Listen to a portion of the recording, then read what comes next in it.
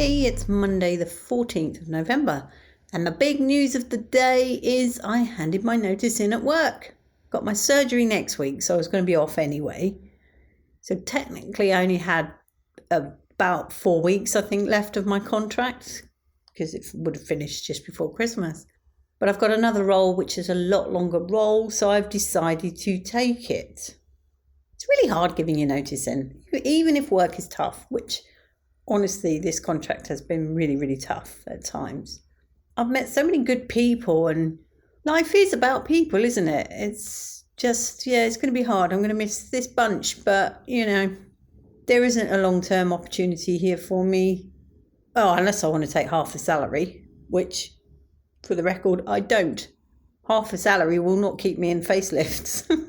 So, time to move on, I think. I'm going to a completely different job. Quite honestly, I don't know how I got the job because it's not really something I've done before. And that's part of the attraction, is I will actually learn something new. I paid for my facelift today.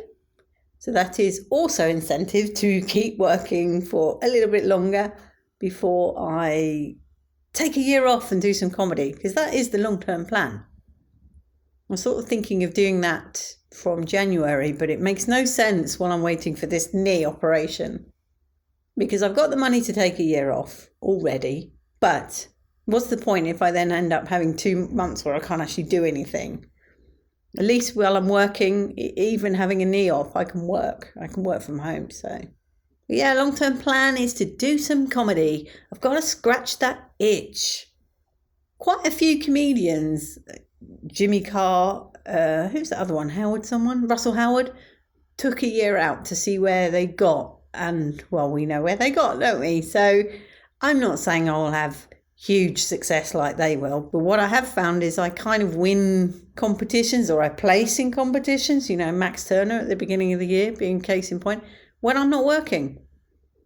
I find my job is a very stressful event. And at the moment, I'm kind of weighing up not having money with not having a job, which is the most stressful. But hey, I think if I do it properly, take a year out, what could possibly go wrong?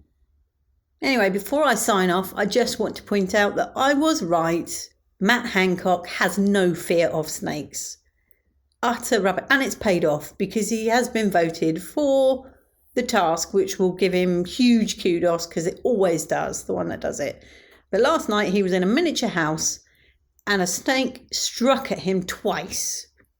And he didn't even turn away. He stood facing it. That is not someone with a fear of snakes. I love being right. Much love and gratitude.